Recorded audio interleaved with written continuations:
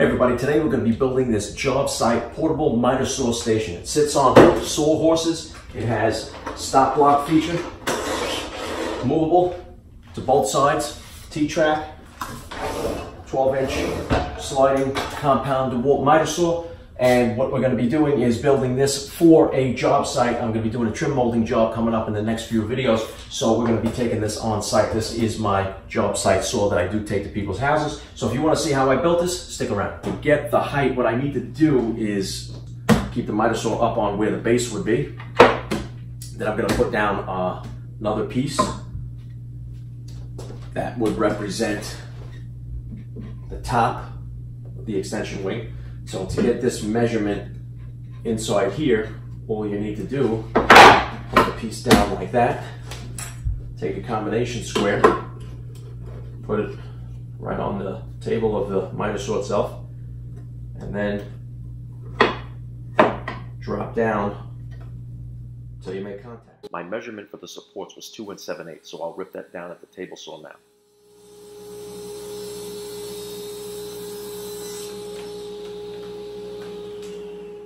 After ripping all the support pieces to width, I'm over at the miter saw. I set up a stop block at 7 inches and I'm going to cut them all to length.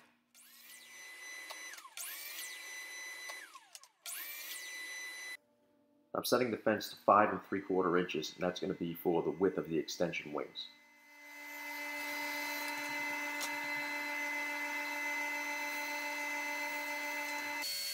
Now I'm using my track saw to square up one edge of the plywood.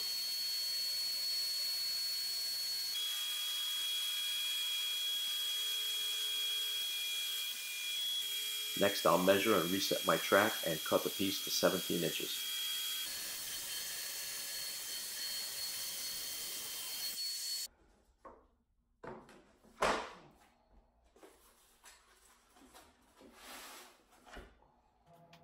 I need to get the center of the base and then the center of the miter saw so that I can have equal extension wings on both sides.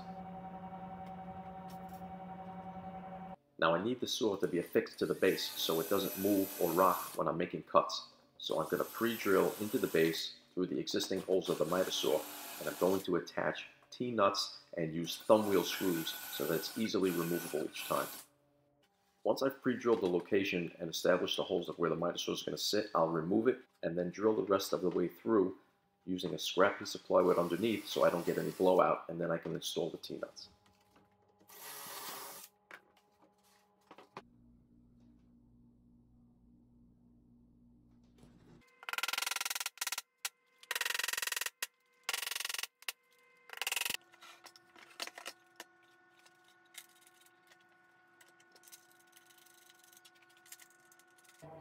I'll scribe a line 3½ inches back, and that'll give me a base of where the front of these supports need to be.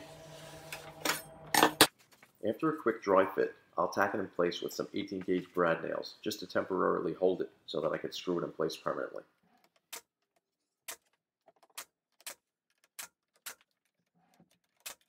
Now I'm going to be installing a T-track on this extension wing here for stop blocks, and I'm going to be running that groove with a router to sit it flush. So I'm just going to do some layout here to make sure that I avoid any screws in that area.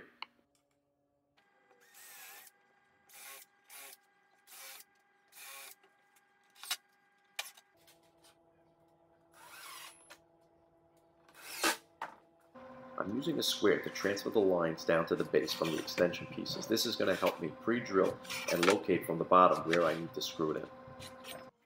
I'll remove the extension upper assembly and pre-drill in between those lines that I scribed with the square. This is going to give me the location to pre-drill and countersink from the bottom and attach it. Now I can flip the base over and countersink those holes.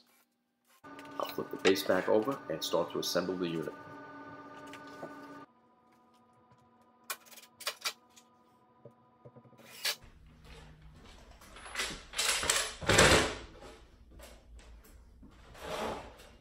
I set up my router with an edge guide and a 3/4 inch dado bit, and I've got a router groove for the T-track. I'm making multiple passes to get to the final depth that I need so I don't take too much in one bite.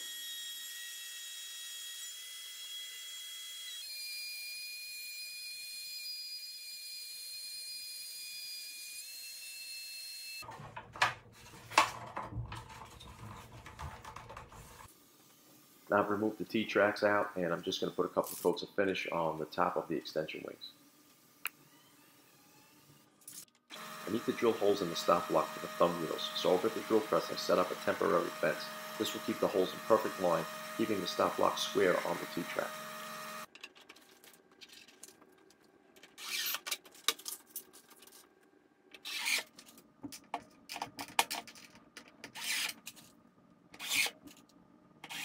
Okay, now, so for the stop block, I just have these bolts here, fit into the T-track,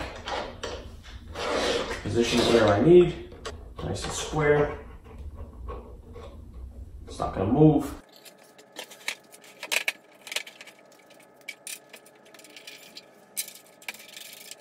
Okay guys, we're just going to make a quick little test cut right here, just so you can see how this works as a job site saw. So I have it set up on the sawhorses, ready to go. I'm going to make a cut, square one end, get my safety equipment on.